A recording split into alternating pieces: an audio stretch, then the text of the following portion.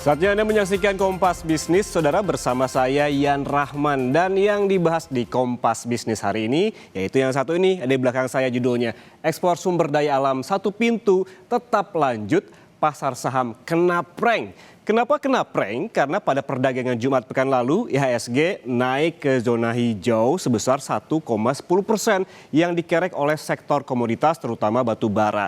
Diduga kenaikan ini terjadi setelah ada kabar jika aturan soal ekspor sumber daya alam satu pintu melalui Danantara Sumber Daya Indonesia akan ditunda ke 1 Januari 2027. Namun Jumat petang, Menko Perekonomian Erlangga Hartarto justru membantahnya dan menegaskan jika kebijakan ekspor satu pintu tetap lanjut pada 1 Juni tahun ini.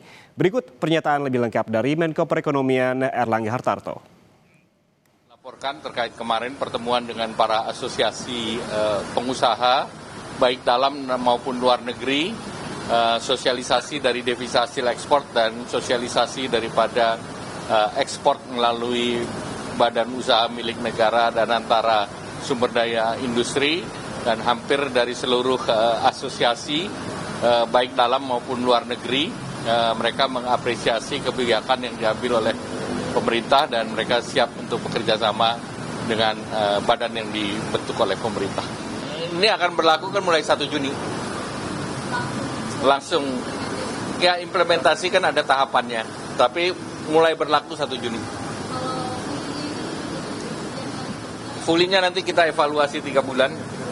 Ya. Ya, sebelumnya saudara, Presiden Prabowo Subianto membentuk BUMN khusus ekspor bernama Danantara Sumber Daya Indonesia alias DSI. Dengan demikian nantinya ekspor sumber daya alam akan dikelola satu pintu melalui BUMN yang sudah ditunjuk ini. Langkah ini diumumkan oleh Presiden dalam rapat paripurna di gedung DPR RI Rabu pekan lalu, di mana komoditas yang diatur mulai dari kelapa sawit, batu bara, hingga paduan besi ataupun ferroalloy. Implementasi kebijakan yang diatur peraturan pemerintah ini akan dilakukan secara bertahap untuk memberikan penyesuaian terhadap perubahan proses transaksi ekspor antara eksportir dan juga pembeli luar negeri. Tahap transisi ini akan mulai berlaku mulai 1 Juni hingga 31 Agustus 2026.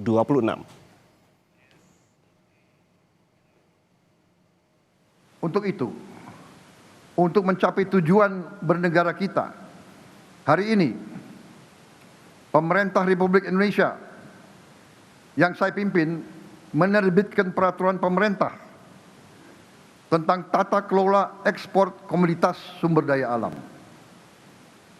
Penerbitan peraturan pemerintah ini adalah langkah strategis untuk memperkuat tata kelola ekspor komoditas sumber daya alam kita. Penjualan semua hasil sumber daya alam kita mulai dengan minyak kelapa sawit, batu bara, dan paduan besi, ferroalloys. Kita wajibkan harus dilakukan penjualannya melalui BUMN yang ditunjuk oleh pemerintah Republik Indonesia sebagai pengekspor tunggal. Dalam artian hasil dari setiap penjualan ekspor akan diteruskan oleh BUMN yang ditunjuk oleh pemerintah kepada pelaku usaha pengelola kegiatan tersebut. Ini bisa dikatakan sebagai marketing facility.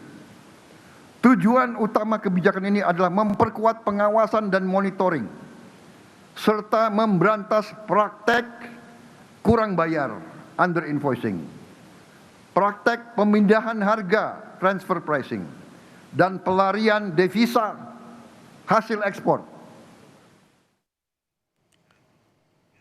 Jadi sudah jelas ya saudara, kalau kebijakan ini tetap berjalan secara bertahap mulai 1 Juni nanti. Lalu komoditas apa saja yang jadi fokus kebijakan? Kita lihat ke data berikutnya.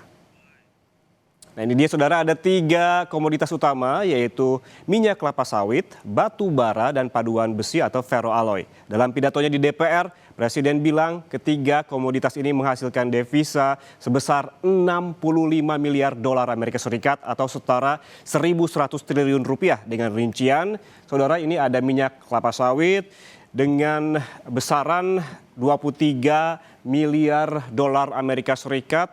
Dengan kurs saat ini 17.699, artinya ini senilai 407 triliun rupiah begitu. Kalau kita lihat juga di batu bara ini 30 miliar dolar Amerika Serikat atau jika dirupiahkan ini sebesar 530 triliun rupiah. Sementara paduan besi atau ferroalloy ini di kisaran 12 hingga 16 miliar dolar Amerika Serikat atau kalau dirupiahkan menjadi 212 hingga 283 triliun rupiah. Lalu saudara, seperti apa sih respons pasar setelah Presiden mengumumkan peraturan pemerintah soal ekspor SDA satu pintu? Kita lihat ke data berikutnya. Ini dia kinerja IHSG, saudara, kemarin di mana saham respons negatif di hari yang sama pidato Presiden di DPR yang mengumumkan soal ekspor SDA satu pintu pada Rabu 20 Mei. IHSG langsung melorot, ditutup turun 0,82% ke level 6.318 di sini nih di 20 Mei. Keesokan harinya, saudara, pasar makin tidak menentu dan ditutup negatif sebesar 3,54% ke level 6.094. Kemudian pada akhir penutupan perdagangan hari Jumat, IHSG berhasil menguat ke angka 6.162. Ditenggarai karena pasar menduga, saudara, kebijakan ekspor satu pintu akan ditunda pada Januari 2027 yang ternyata kabar ini dibantah oleh pemerintah.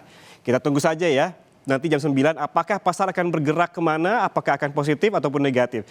Dan saudara, kalau kita hitung-hitung per minggu ini ataupun minggu kemarin, di satu minggu ini berjalan turunnya IHSG sebesar 8,33%. Kita lihat juga saham apa saja sih yang berpotensi terdampak kebijakan ini di data berikutnya, kita lihat. Nah, ini dia saudara, ada saham yang berpotensi terdampak ekspor satu pintu, tentunya emiten-emiten di sektor komoditas batu bara dan juga minyak kelapa sawit. Berikut ini saya tampilkan sejumlah emiten sebagai contoh. Ada 4 emiten batu bara, yakni ADMR, ADRO, AAD, ITMG, dan 1 emiten kelapa sawit yaitu AALI. Kinerja dari semua emiten ini positif, di mana ada ADMR yang naik 9,23% dalam satu hari pada perdagangan hari Jumat. Lalu ADRO sebesar 6,33% naik, begitu kinerjanya. Ada AAD yang juga naik 5,79% dan ada ITMG yang bergerak di bidang batu bara juga yang naik 3,81%. Sementara saham ataupun emiten yang bergerak di sektor minyak kelapa sawit ini naik juga di 1,15%. Semua saham-saham ini, saudara, ditutup positif pada perdagangan Jumat lalu. Namun nanti kita pantau lagi bagaimana pada perdagangan hari ini. Lalu seperti apa sikap investor asing di pasar saham Indonesia? Apakah inflow atau justru net sell? Kita lihat ke data berikutnya. Nah, ini dia saudara, meskipun saham-saham komoditas berhasil rebound pada penutupan perdagangan Jumat pekan lalu, namun aksi jual asing masih saja deras keluar dari pasar saham Indonesia. Dalam satu pekan saja kemarin, saudara, ada 2,03 triliun yang keluar dari pasar saham Indonesia. Sementara kalau kita tarik lebih jauh lagi selama tahun 2026, tepatnya dari Januari hingga saat ini tahun berjalan 2026 yang keluar asing sebesar 41,32 triliun rupiah. Dengan uang asing yang terus keluar ini menandakan kepercayaan investor asing belum pulih betul terhadap pasar modal Indonesia.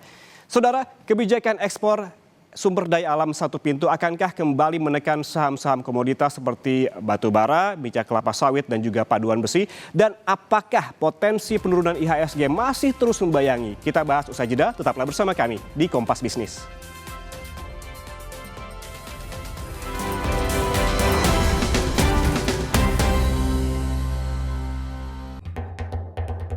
Nyalakan semangat berbagi. Perjalanan menyusuri jejak kejayaan Islam yang menginspirasi umat muslim di seluruh